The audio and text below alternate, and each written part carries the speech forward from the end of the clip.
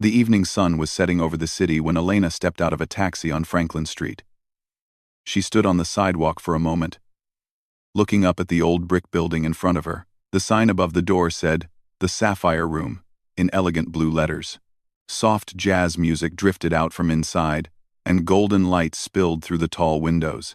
Elena took a deep breath. She hadn't been to this place in over 20 years. The last time she stood on this sidewalk, she was just a teenager, holding her grandmother's hand. She looked down at her clothes: faded blue jeans, a simple white cotton blouse, and a pair of brown leather boots that had seen better days.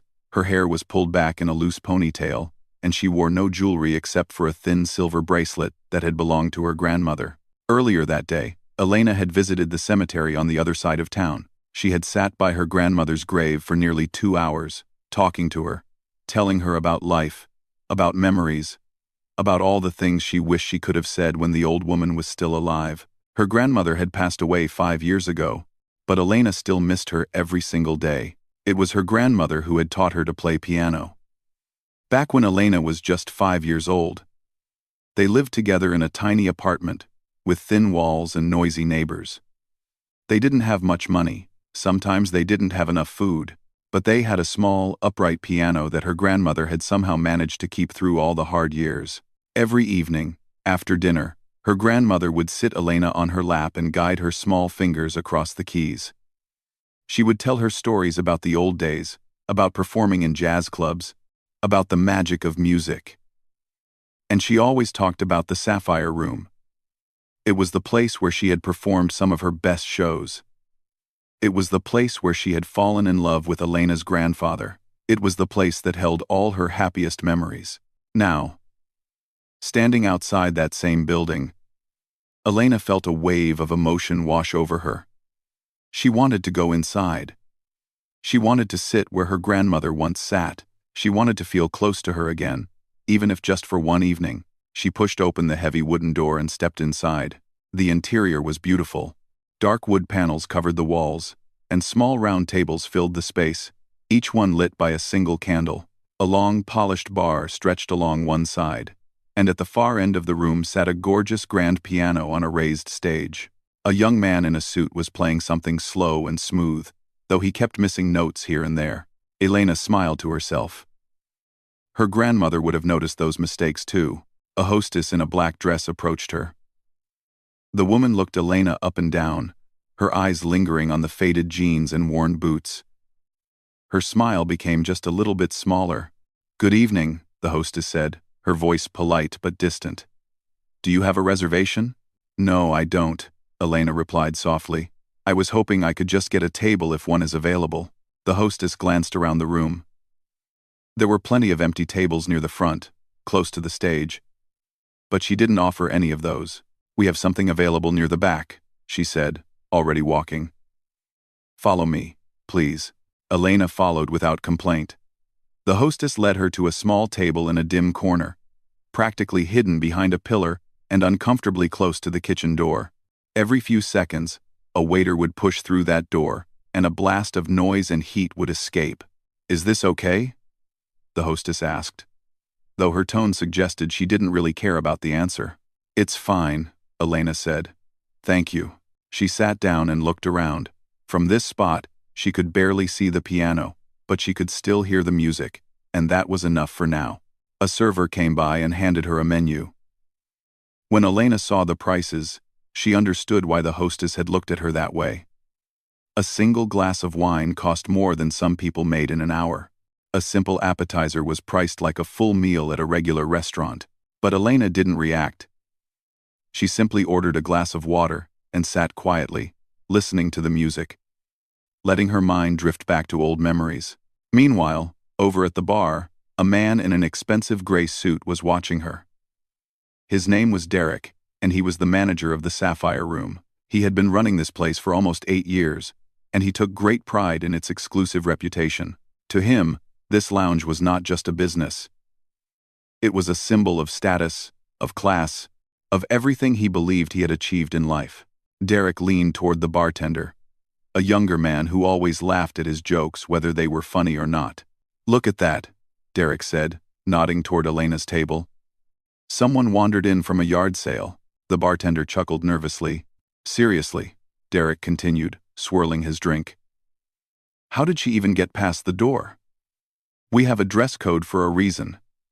This isn't some diner where anyone can just walk in. Maybe she's meeting someone?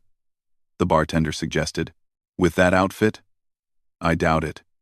Derek shook his head. People like her don't belong in places like this. They bring down the whole atmosphere.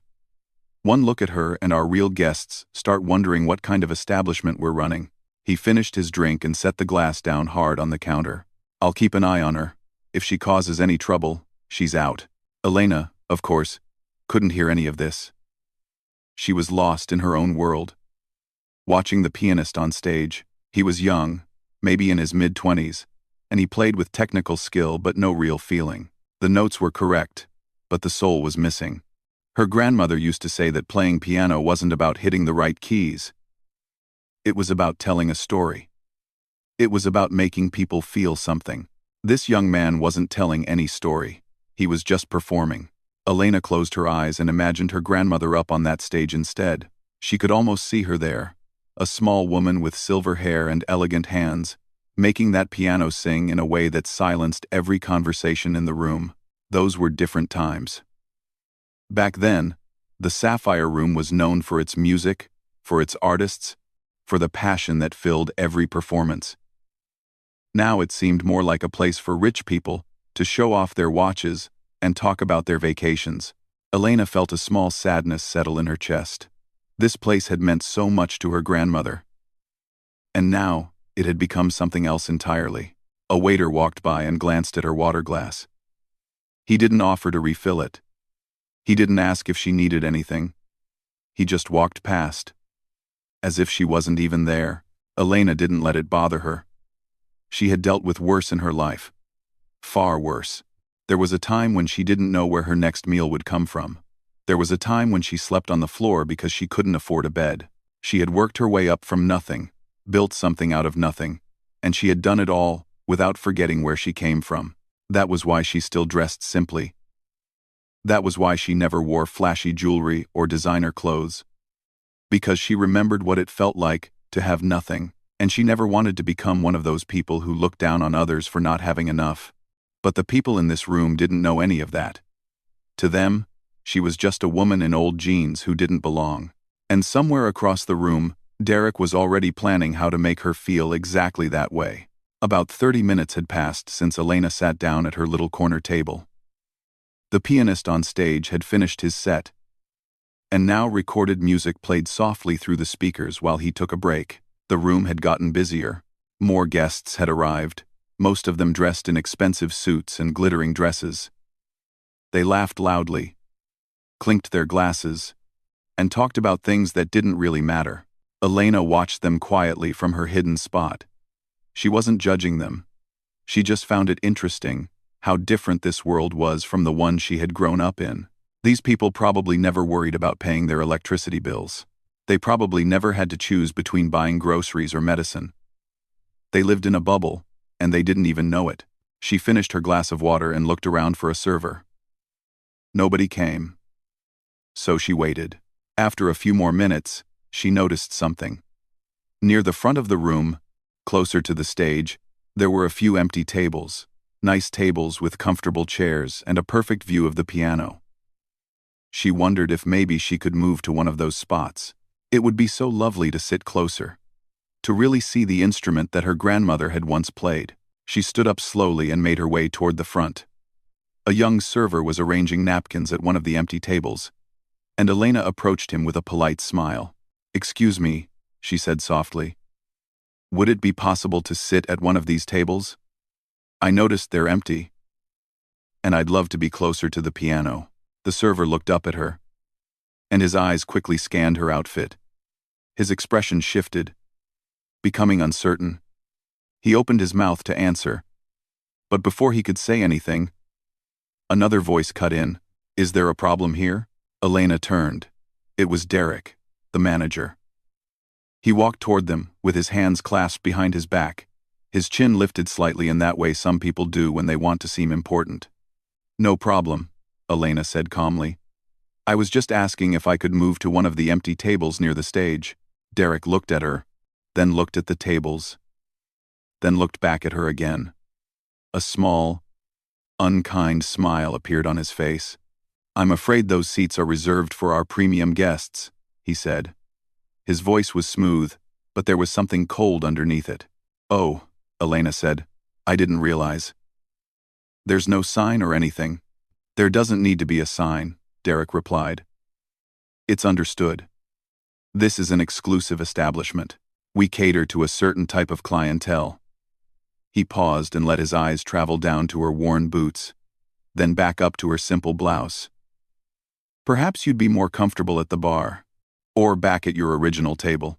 Elena felt the sting of his words, but she kept her expression neutral. She had learned long ago not to let people like this see that they had hurt her. I see, she said quietly. Thank you for explaining. She turned to go back to her corner. But Derek wasn't finished. He took a step closer, lowering his voice just enough so that only she and the nearby tables could hear. Ma'am, I don't mean to be rude, but I have to be honest with you. This venue has a certain image to maintain. Our guests expect a certain atmosphere, and frankly, your appearance is not in line with what we represent here. Elena stopped walking. She turned back to face him. My appearance, she repeated. Yes. Derek gestured vaguely at her clothes. We have standards.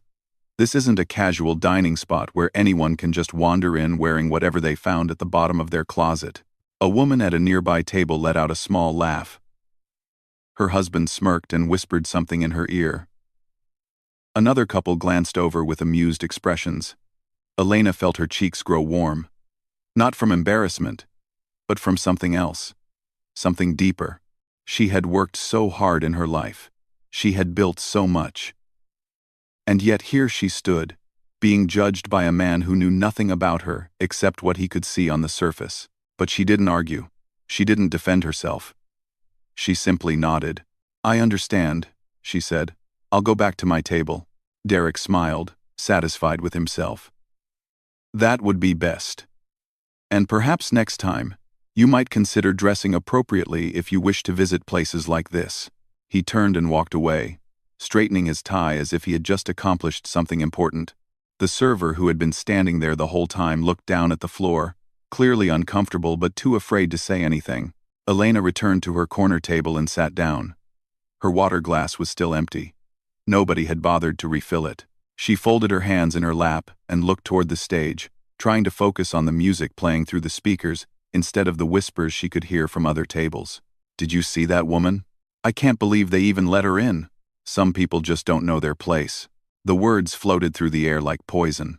Elena heard every single one of them, and each one felt like a small cut on her heart, but she stayed.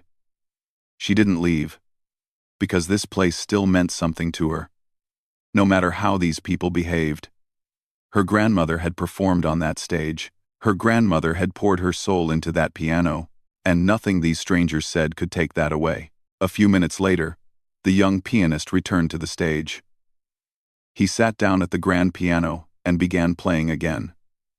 It was a jazz standard, a song that Elena knew well. Her grandmother used to play it all the time, back in their tiny apartment with the thin walls. But the way this young man played it was all wrong. He rushed through the slow parts. He didn't let the notes breathe. He treated the song like a task to complete instead of a story to tell. Elena closed her eyes and imagined how it should sound. In her mind, she could hear her grandmother's version.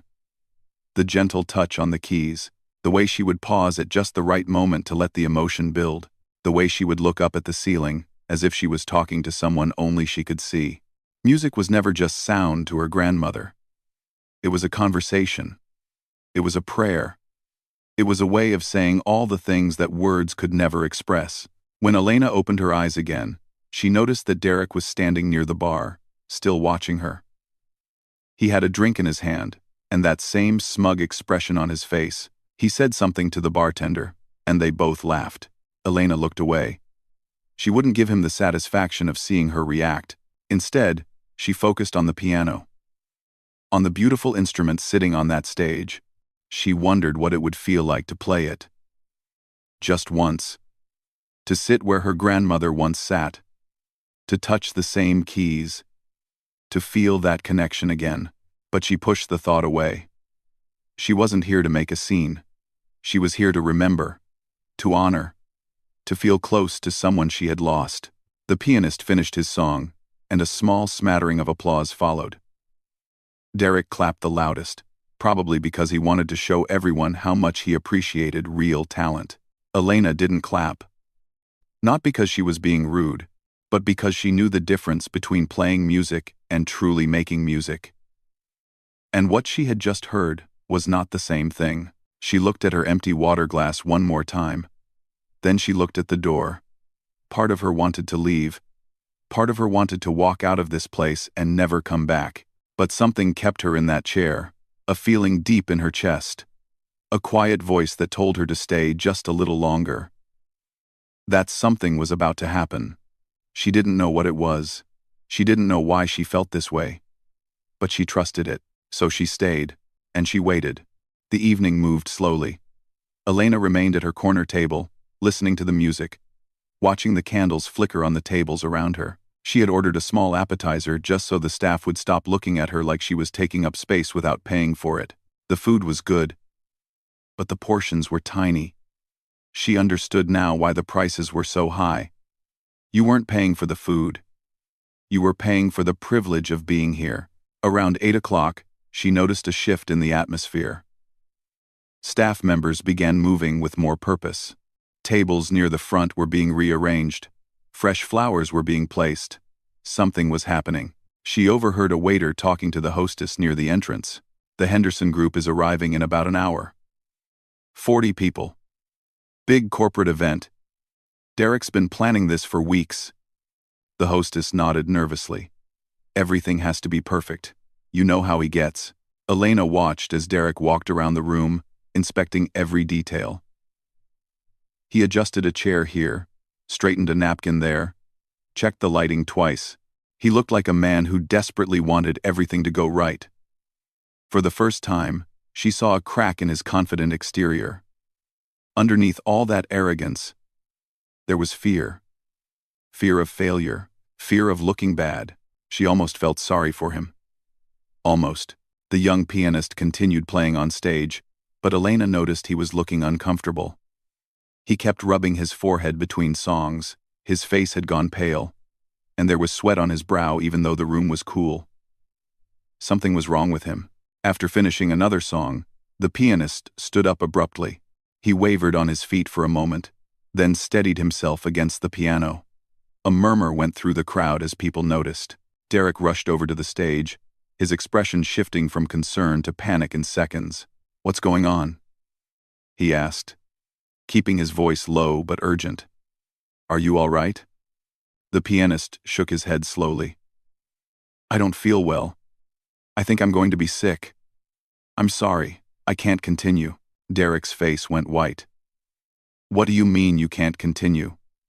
The Henderson group arrives in less than an hour. This is the biggest event we've had all year. You have to play." "I can't," the young man said, his voice weak. "I really can't. I think I have food poisoning or something. I need to go home." He didn't wait for Derek's permission. He stumbled off the stage and headed toward the back exit, leaving the grand piano sitting empty under the soft spotlight. Derek stood frozen for a moment. Then he started pacing. He pulled out his phone and made a call. Then another. Then another. Each time, his expression grew more desperate. Elena could hear bits of his conversations. "No, I need someone now. Tonight. In the next 30 minutes. What do you mean you're booked? This is an emergency." "Fine. Fine. Thanks for nothing." He shoved his phone back into his pocket and ran his hands through his hair. The polished, confident manager from earlier was gone. In his place was a man watching his carefully planned evening fall apart. The bartender approached him cautiously. "Any luck?" "No," Derek snapped. "Every pianist I know is either booked or unavailable. This is a disaster. A complete disaster." Elena watched all of this from her corner table. She felt something stir inside her. A small voice, quiet but clear. It told her to stand up. It told her to walk over there. It told her to offer what she had. For a moment, she hesitated. Why should she help this man? He had humiliated her in front of everyone. He had made her feel small and worthless. He had looked at her like she was dirt on his shoe. But then she thought about her grandmother. About what she would have done in this situation. Her grandmother never held grudges. She always said that kindness was not about who deserved it. It was about who you chose to be. Elena took a deep breath and stood up. She walked across the room, past the fancy tables, past the well-dressed guests, past the nervous staff members who were all whispering about the crisis. She walked right up to Derek. He didn't notice her at first. He was too busy staring at his phone, scrolling through contacts, hoping to find someone who could save him. "Excuse me," Elena said softly. Derek looked up.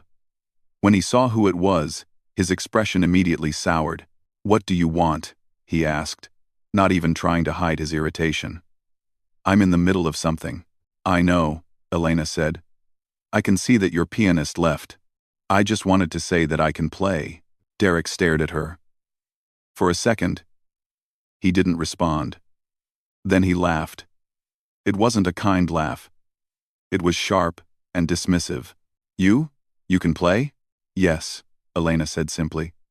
"I've been playing piano since I was 5 years old." Derek shook his head, still smiling in that mocking way. "Look, I appreciate the offer, but this isn't some open mic night at a coffee shop. We have serious clients coming.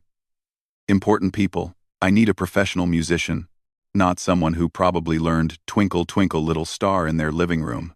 A few staff members nearby exchanged glances. Some of them looked embarrassed on Elena's behalf. But Elena didn't back down. She stood her ground, her voice calm and steady. "Just give me one song," she said. "If you don't like what you hear, I'll leave. You won't have to ask me twice." Derek looked at her like she had lost her mind. "One song? Do you have any idea what's at stake here? If you get up there and embarrass yourself, you embarrass this entire venue. You embarrass me. Then you have nothing to lose," Elena replied. "You don't have anyone else. Your event starts in less than an hour. What's your alternative? Playing recorded music through the speakers?" That hit a nerve. Derek's jaw tightened. He looked at the empty stage, then back at Elena, then at the clock on the wall. The silence stretched between them. Finally, Derek let out a frustrated sigh. "Fine," he said through gritted teeth. "One song. But if you mess this up, you're out of here. And don't expect me to pay you anything. I don't want your money," Elena said quietly. Derek gestured toward the stage with a wave of his hand. "Go ahead then. Show us what you've got."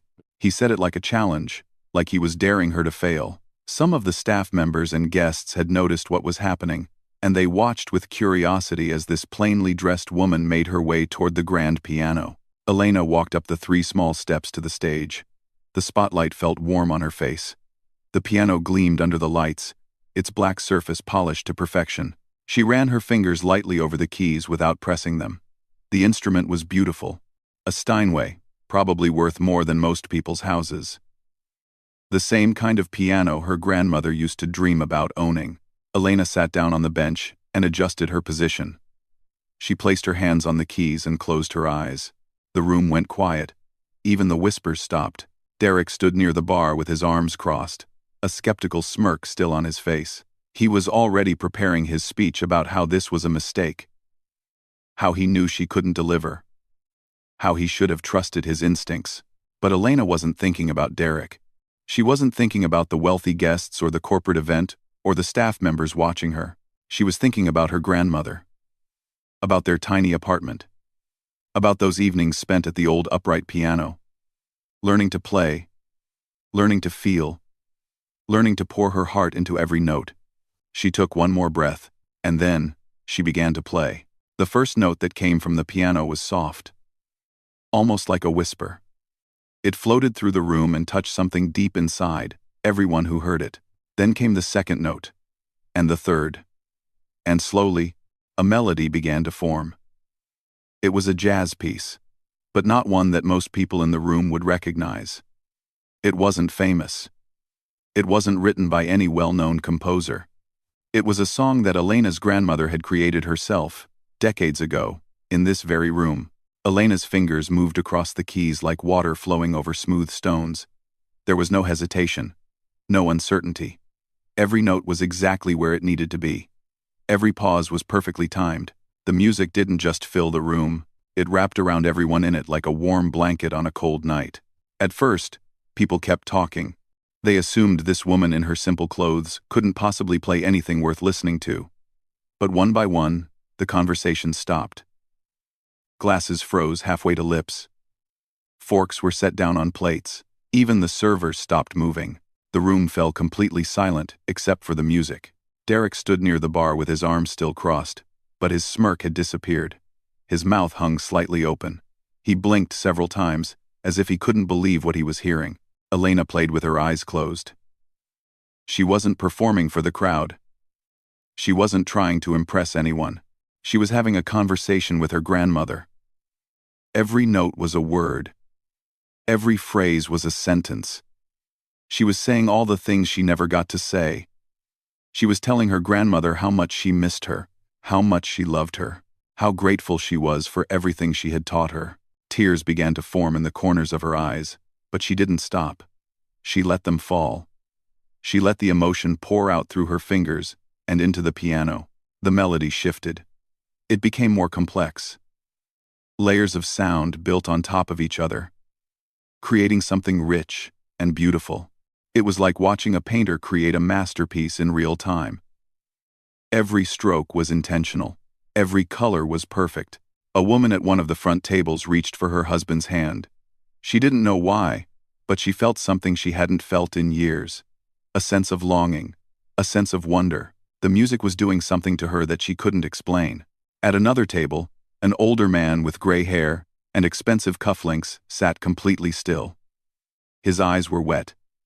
He was thinking about his own grandmother, who had passed away when he was just a boy. He hadn't thought about her in decades, but now, listening to this music, he could see her face clearly.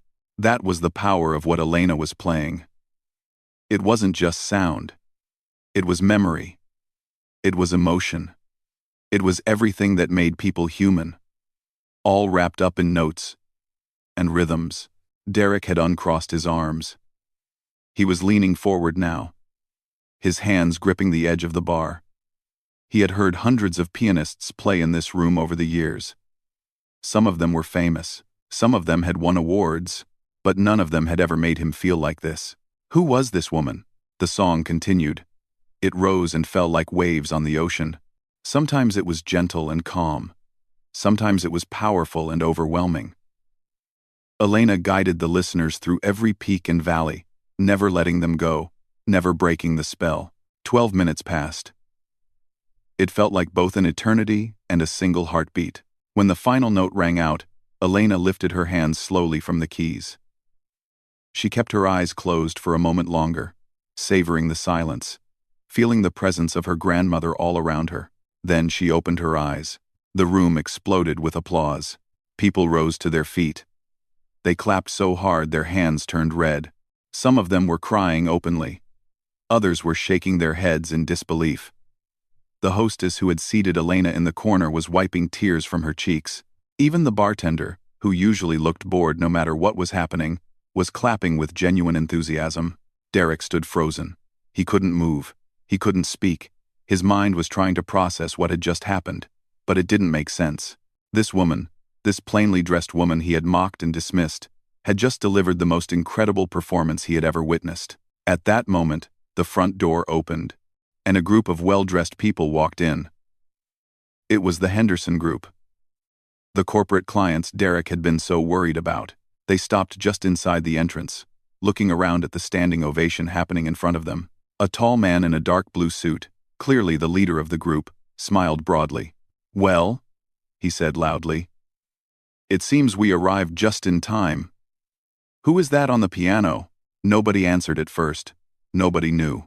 But then, one of the women in the corporate group gasped. She grabbed the tall man's arm and pointed at the stage. "Wait," she said, her voice filled with shock. I know her. That's Elena Vasquez. The tall man's eyebrows shot up. Elena Vasquez? The Elena Vasquez? The woman nodded rapidly. Yes, the founder of Vasquez Entertainment Group. I saw her speak at a conference 2 years ago. She's worth billions. The whisper spread through the room like wildfire. People pulled out their phones and started searching. Within seconds, the truth was everywhere. Elena Vasquez, founder and owner of one of the largest music and hospitality companies in the world.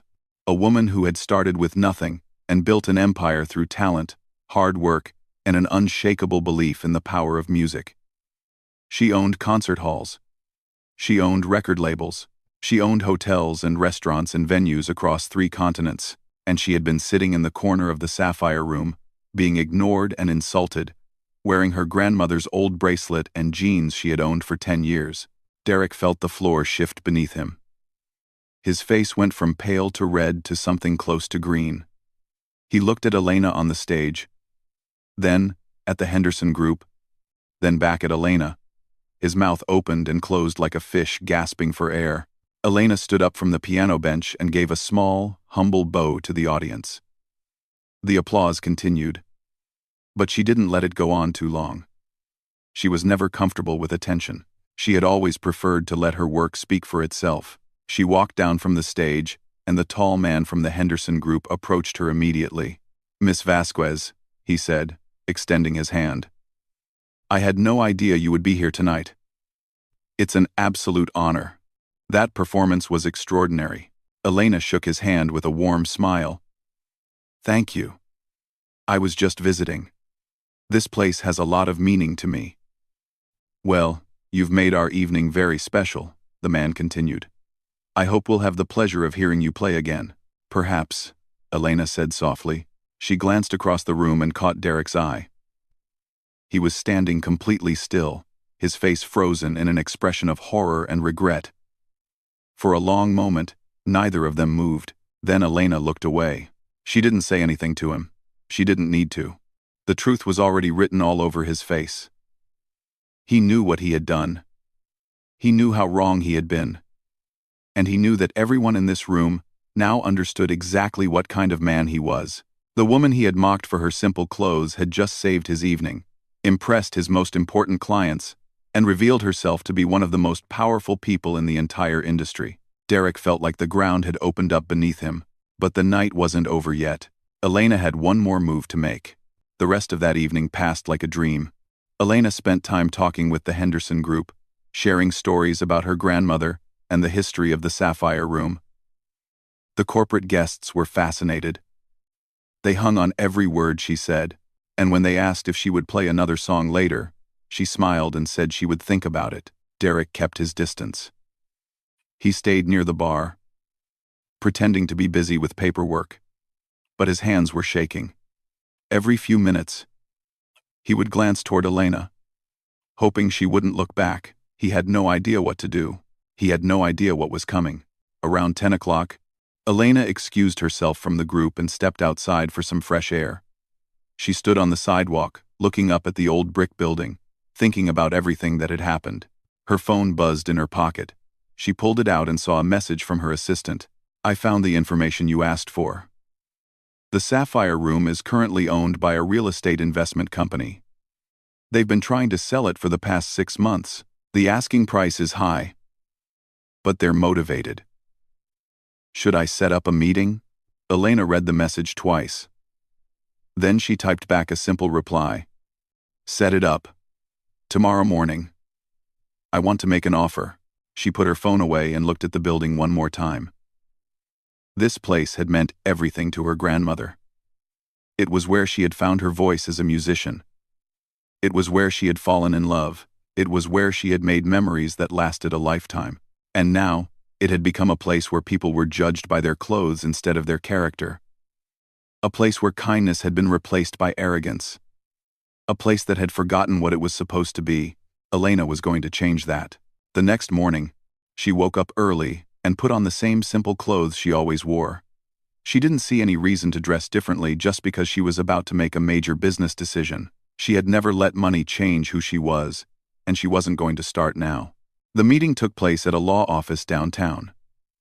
The owners of the Sapphire Room were represented by 2 lawyers and a real estate agent. They looked surprised when Elena walked in without a team of assistants or advisors. She just had her phone and a cup of coffee. The negotiation didn't take long. Elena made an offer that was well above the asking price. She didn't try to bargain. She didn't play games. She simply told them what she was willing to pay and asked for an answer. They said yes before she finished her coffee. By noon, the paperwork was signed. Elena Vasquez was now the owner of the Sapphire Room. That afternoon, she drove back to the venue. It was closed during the day, so the place was quiet and empty. She used the key that the lawyers had given her to unlock the front door and stepped inside. The room looked different in the daylight. Without the candles and the soft lighting, it felt older, more worn.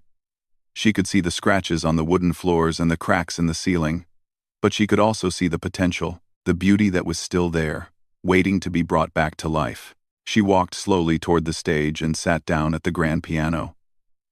She placed her hands on the keys but didn't play. She just sat there, feeling the weight of the moment. "I did it, Grandma," she whispered. "I bought it. It's ours now." Tears rolled down her cheeks, but she was smiling. She stayed there for a long time, just sitting in the silence, remembering. The next day, Derek arrived at work like he always did. He walked through the front door expecting everything to be normal. Instead, he found a group of people in suits standing in the main room. Some of them were carrying folders and clipboards. Others were taking photographs. His heart dropped. "What's going on here?" he demanded. "Who are you people?" One of the men turned to face him. "We're from Vasquez Entertainment Group. We're here to begin the transition process. The venue has been sold." "Ara." Derek felt the blood drain from his face. "Sold? That's impossible. I would have been told. I'm the manager." "The sale was completed yesterday," the man said calmly. "The new owner will be here shortly to speak with the staff." Derek's legs felt weak. He grabbed the edge of a nearby table to steady himself. His mind was racing, trying to understand what was happening. And then the front door opened, and Elena walked in. She was wearing the same faded jeans and white blouse, the same worn leather boots, the same thin silver bracelet. She looked exactly like she had 2 nights ago, when Derek had laughed at her and told her she didn't belong. Their eyes met across the room. Derek opened his mouth, but no words came out. He looked like a man who had just seen a ghost. Elena walked toward him slowly. The room was completely silent. Everyone was watching. When she reached him, she stopped and looked at him for a long moment. His face was pale. His hands were trembling. He looked like he wanted to disappear into the floor. "I'm not going to fire you," Elena said quietly. Derek blinked.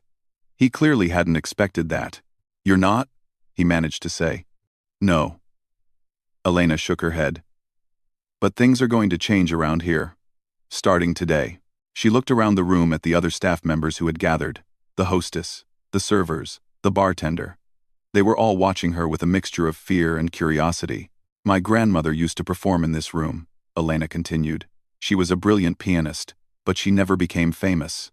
She never made a lot of money. She spent most of her life in a tiny apartment, teaching music to kids who couldn't afford lessons anywhere else.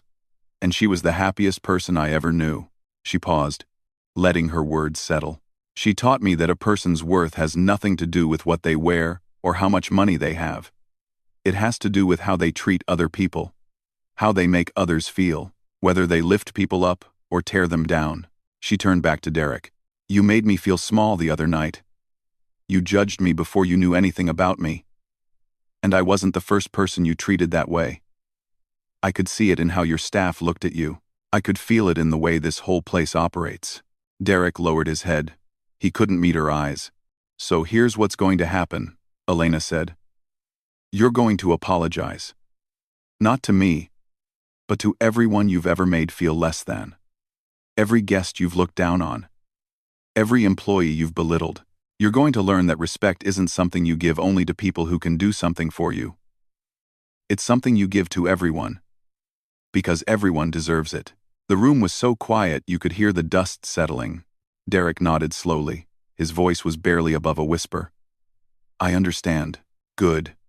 Elena stepped back. Because this place is going to be different from now on. It's going to be a place where anyone can walk in and feel welcome. Where the music matters more than the money. Where people are judged by their hearts, not their handbags. She looked at the grand piano on the stage. That's what my grandmother would have wanted. And that's what I'm going to build. Over the following months, the Sapphire Room transformed. The prices became more reasonable. The dress code was removed. Local musicians were invited to perform. Not just expensive professionals. The corner tables were just as good as the front tables. And every guest who walked through the door was treated like they mattered. Because they did. And sometimes, on quiet evenings when the crowd was small and the mood was right, Elena herself would sit down at the grand piano and play. She would close her eyes and let the music flow through her, just like her grandmother had taught her. And somewhere, in a place beyond time and memory, an old woman with silver hair and elegant hands would smile. Her legacy was alive, and it always would be.